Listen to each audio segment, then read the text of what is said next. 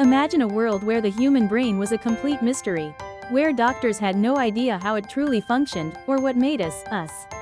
Now, imagine a man, going about his daily work, when suddenly, a horrifying accident changes everything.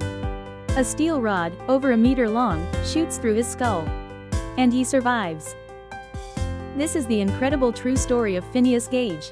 Born in 1823, Phineas was a hard-working and well-respected foreman on the railroad construction crew in Vermont, USA. He was known for his calm demeanor, his sharp mind, and his excellent organizational skills. His employers praised him as the most efficient and capable foreman they had. This was Phineas before September 13, 1848. On that fateful day, Phineas and his crew were preparing to blast rock to clear a path for the railroad. His job involved packing gunpowder into a drilled hole using a tamping iron, a heavy, pointed steel rod. In a moment of distraction, or perhaps due to a faulty technique, Phineas looked away. As he pressed down on the powder, the iron struck a rock, igniting the gunpowder prematurely.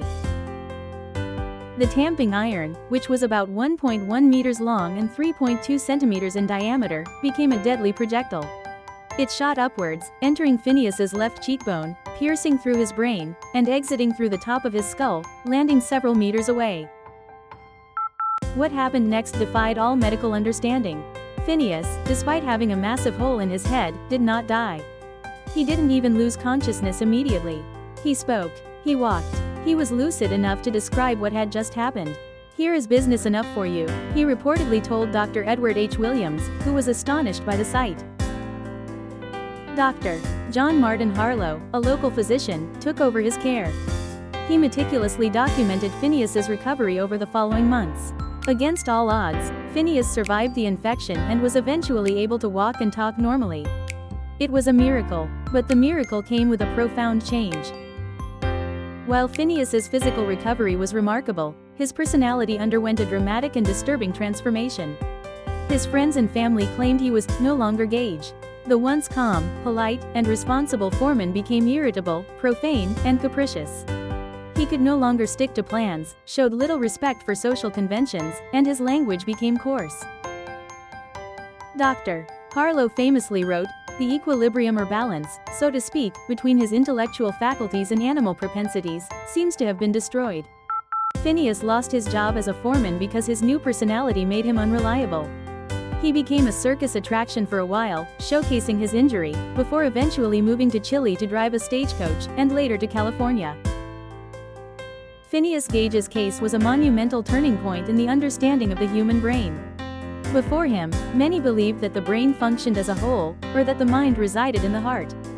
Gage's accident provided the first clear evidence that specific parts of the brain are responsible for specific functions in his case. The frontal lobe was linked to personality, decision-making, and social behavior. His story laid the groundwork for modern neuroscience. It proved that damage to even a small part of the brain could drastically alter who we are. It opened doors to studying brain localization, influencing fields from psychology to neurology. Gage's skull and the tamping iron are still preserved at the Warren Anatomical Museum at Harvard Medical School, silent witnesses to this incredible event. Phineas Gage passed away in 1860, 12 years after his accident. His life, tragically altered, inadvertently provided humanity with an invaluable lesson. He became a living experiment, a bridge between ignorance and understanding. The next time you think about what makes you, remember Phineas Gage, the man who showed us the fragile yet profound connection between our brain and our very essence.